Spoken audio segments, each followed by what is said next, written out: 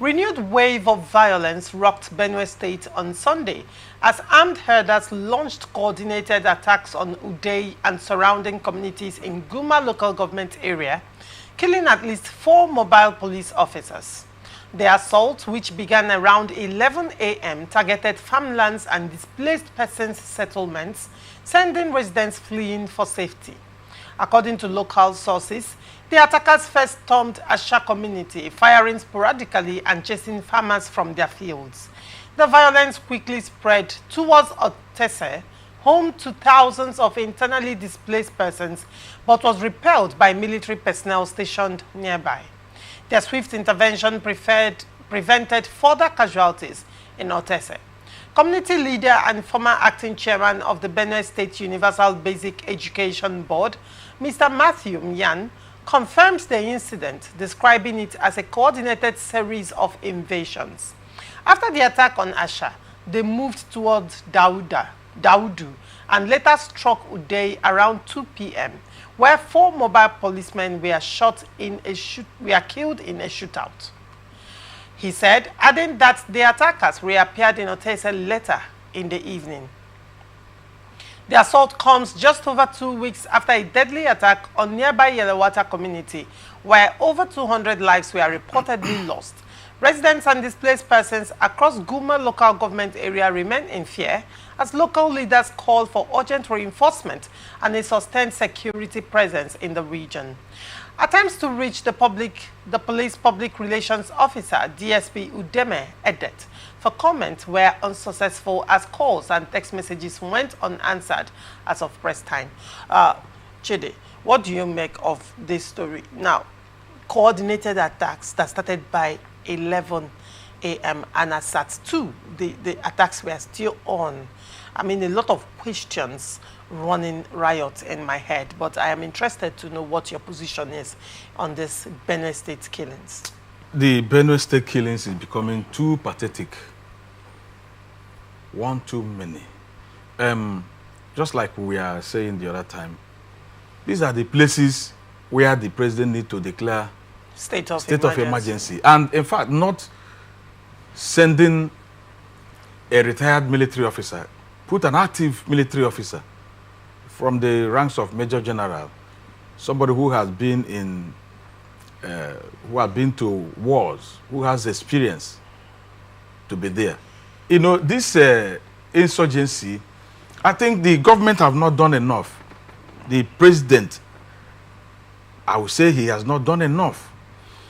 He will not, this issue is an issue whereby you keep re-strategizing often and on. You don't just, if you look at the security architecture and you see that it's not working, it's not giving what you make changes.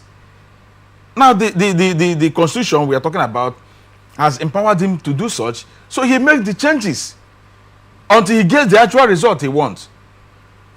Now, I want to say this, that insecurity, if the president would be able to tackle insecurity that he inherited from the previous government, I want to tell you that Nigerians will give him an overwhelming vote.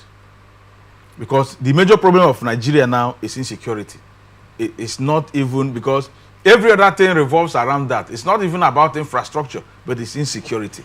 So if the president will be able to give a roadmap that will lead to the elimination of these various skirmishes of insecurity in most parts of the north and southeast, the people will give him an overwhelming. People, of course, for you to enjoy life, you have to be alive. So, where people are not even sleeping, let alone sleeping with one eye closed, life is unimaginable. Life is disastrous, brutish. We are coming back to that state of nature in 21st century, where there are several technology that could be deployed to get at the sponsors of this and the perpetrators. So I wonder why it is becoming too difficult for them to do. And I am urging the president to do more in the area of insecurity. Nigerians will give him the vote is going about making people to they come from their party to his party. Now, in your opinion, with the incessant killings in Benue State, the question I'm asking is, why can't the governor request for state of emergency in Benue State? Now, Benue killing has, I mean, it's decades. It's not just recent. It's not recent, And yes, indeed. Benue has always had, clashes within themselves.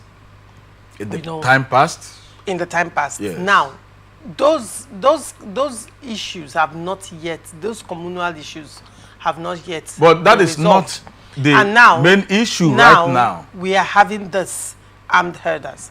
And while we are at it, the governor has also come out to blame politicians as being masterminds of the crisis, the insecurity. So if he's blaming in politicians, Benue yes, State. he has, which Now, is part of. that allegation is rife, is there. Is there. And what information does the governor have that he's not putting out there? Coming out to say, oh, he's blaming insecurity. On one hand, one would say, if you know these people, you have intelligence, that why don't you use your powers? Name them. Get them arrested. Get them to face the system. Isn't that what it should be? Should one man be above the law, or should certain men or certain calibers of men be above the law? If the governor is accusing some politicians within the state of being responsible for these massacres, why is he not doing anything about it? And why is he making open-ended statements? That's on one hand. On the other hand, one would say this is abdicating responsibility and pushing, instead of taking charge of a situation, you're trying to push that responsibility or push the blame while you're absolving yourself. That's on one hand. On the other hand, could they be blaming politicians? Because the insecurity in Benue State is making his administration very, very unpopular among the people. Because that is his first mandate as the chief security officer of the state, to ensure protection of lives and properties. If you are to judge the administration of the governor, Reverend Father Hyacinth earlier, one would say, did he do well in Benue State as it is today?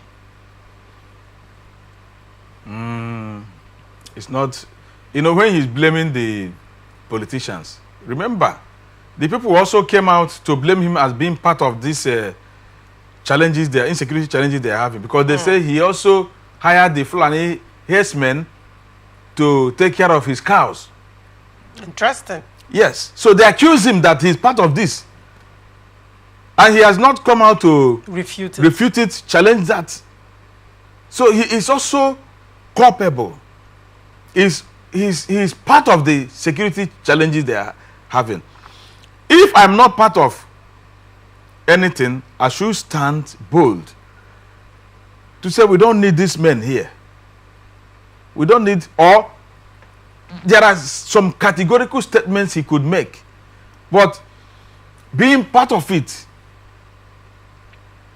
these people find it, because of the mode of grazing in Nigeria, raising livestock in Nigeria, wherein you just allow it to be moving ruthlessly. So it is easy. Those of them that steals government money, the people's money, they just carry the money. You can just bring out like 500 million, go and buy cows, distribute it to these people to be moving up and down without checkmating them. So I also want to believe that it is, as the people are saying, or the people who accuse him, that if his hands is not there, if he's not supporting those people, there are categorical statements he would have made by now that he is not standing firm. The man is not standing firm as the chief security officer of the state. It's not standing firm. There are politicians who are, the people now said you are part of them because you have cows being reared by this same killer herdsmen. So why are you absolving yourself?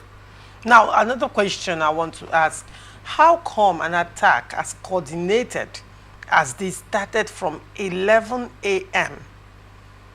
in the morning and spurred up to 2 p.m., moving from community to community? And I'm yet to, while I was going through the story, I was reading voraciously. I checked, how is an attack, or how did series of attack happen for a number of hours and no arrest was made? You have even answered it. You say coordinated. When something is coordinated, it is strategically planned and executed in such a manner that they moved from community to community and they could not be stopped. Are you aware that where were the military personnel? Now that is the thing I want to bring to bear. That people have accused this military personnel and even police that sometimes people wonder whether they are the ones supervising some crimes, because people will tell you that there is a police checkpoint here and just a pole, you see a coordinated attack. Kidnap. Now you could talk about East West Road, the time that kidnap was rife, along as you're going to Bayelsa. Okay. From Port Harcourt, as if you're going to Bayelsa, Kayama, Patani, yes, going to Warri, Ugeli, and all of that. You will see these coordinated attacks, and they usually have just by the side of the express. Okay. There is you see stream. They just enter the boat and enter the river, and with the people they've kidnapped, and from these police checkpoints, you could actually see what's going on. So that is why people have accused them. Probably it may be part of this. Nobody knows. Sometimes most of them have been busted. Have we not heard that some military personnel or police moving arms to bandits or whatever, kidnappers or whatever? Military men moving arms. You are a media person. You cannot feign ignorance of this, that you've not heard of it before. No, this one it's new to me. If I've done my research and confirmed it, I would have mentioned the state where it happened actually. They have severally accused. Okay, these are allegations by people. Okay. And they have not, the other time they say okay, let me bring this one. So if there are allegations, then it will be. Then if you did not witness it, then these allegations by people, that's very strong allegation to be putting up on national television. Don't you agree? I expect more from the military and police. Okay, in terms of securing lives and properties. That is their paramount duty. Is their paramount responsibility, which they are not living up to. I mean, why do you have a DPO that such an attack will be going on?